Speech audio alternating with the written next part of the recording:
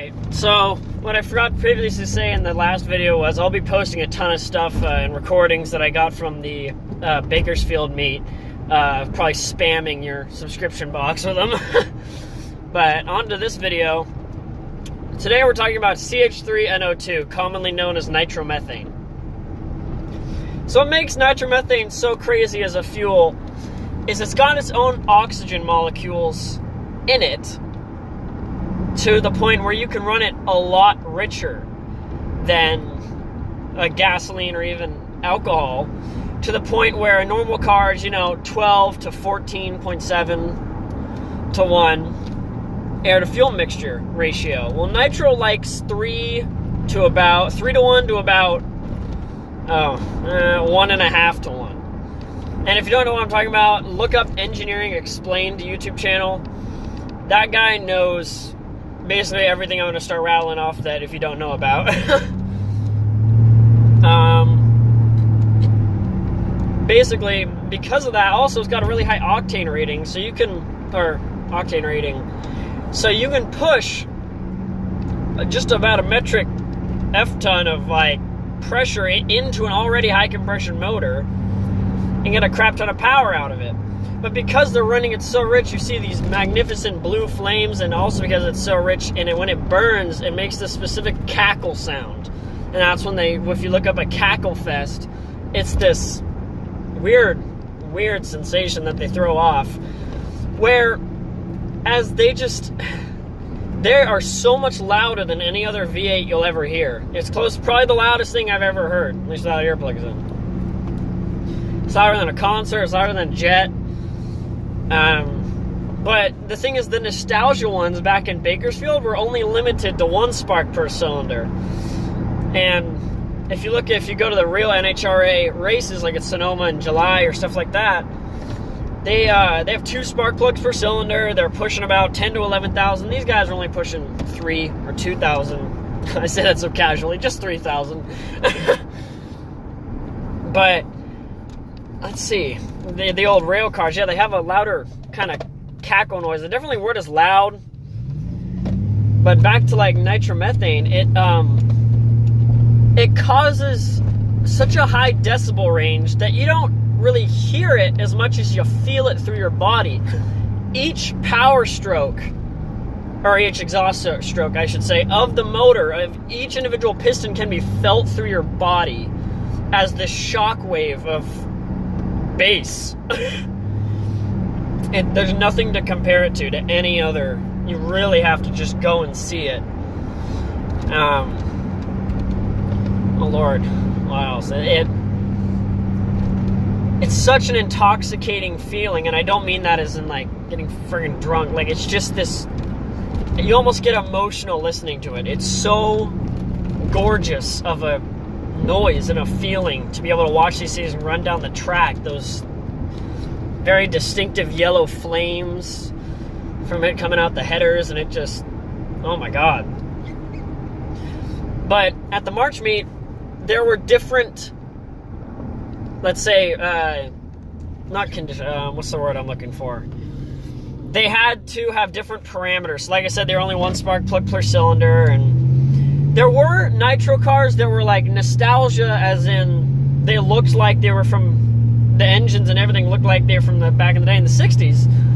But at the same time, there were older chassis that just had basically the same motor as a modern top fuel car, but it only had 1 spark plug per cylinder and a few other parameters, but it looked like a brand new motor instead of the old chrome looking ones.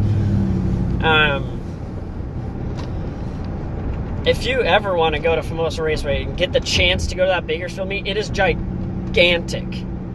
Literally gigantic. Let's see.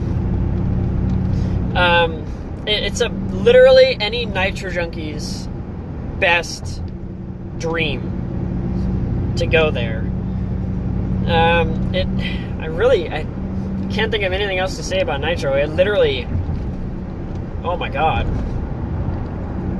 It's running so rich, and the smell you get from it when it burns your nose, it makes your eyes water, it burns your eyes, it burns your throat. It's bad, but it's a totally different feel from any other dragster. It's like, yeah, straight piped car, that's loud, sure. Or even the open header, you know, drag cars, the alcohol cars, those are still kind of loud, but Nitro is on a totally different level, as much as I would just say 3 times or so louder than any alcohol dragster. And there's really no comparison to it. You just have to see it for yourself. But I would highly consider going to a Nitro event if you haven't. I mean, okay, and there's some facts about the newer Top Fuel stuff, because I deleted the other video. So they only run the 1,000 foot because 1,320 is the quarter mile. But they were shortened it to the 1,000 foot because too many people were getting into accidents and they deemed it too dangerous to run nitro cars at the quarter mile. They do 340-ish miles an hour, 320, 340, in about 3.3 or 3 seconds or so, a little bit over 3 seconds. And they do 0 to 100.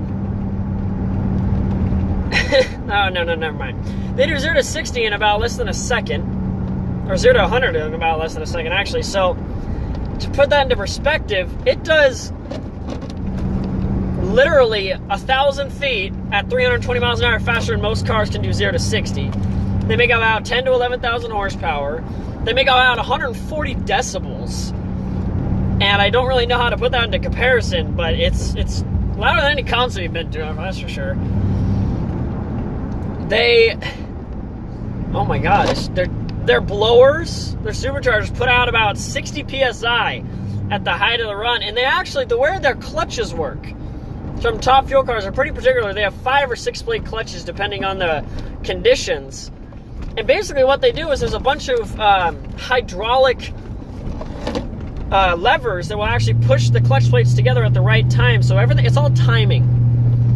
When they floor it, there's very little amount that's actually going down to where it's like 3/4 way down the track is when they actually start to put 100% of the clutch together, because they'll just roast it in the beginning.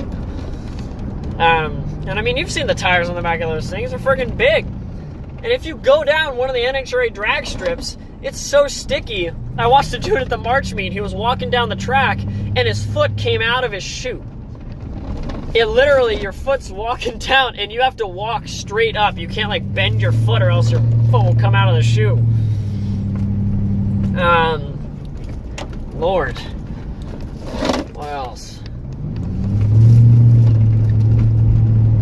It's just such a brilliant chemical. I wish I could have something to run it, but it just beats up the motor. You need to have something to run it rich enough. You need to have a spark that's strong enough. And then, but I mean, back in the day even, they used to run with a little mixture of hydrazine. I couldn't find much about it, but it would actually turn the glow a little green. The problem with that is when it got to temperature, and it would, basically it would corrode itself much faster than all the other chemicals they were using, causing it to kind of build up in a gunk on the fuel lines and around the carburetors and stuff. But the problem with that is that powderized form is an extreme contact explosive. So all you have to do is drop a wrench on the carb, and, there goes a 100-foot fireball of your car and all the men around you. So that was obviously outlawed by the U.S., where you can't even import it anymore. But, yeah, they don't really want 100% nitromethane anymore anyways. It's regulated to 90%, and the rest methanol, because you just don't need it anymore. But, yeah, I guess to end this video, I'd definitely go to a Nitro event. It's just a totally different feeling than anything you've ever seen. Just trust me on that. I'll see you guys in the next video.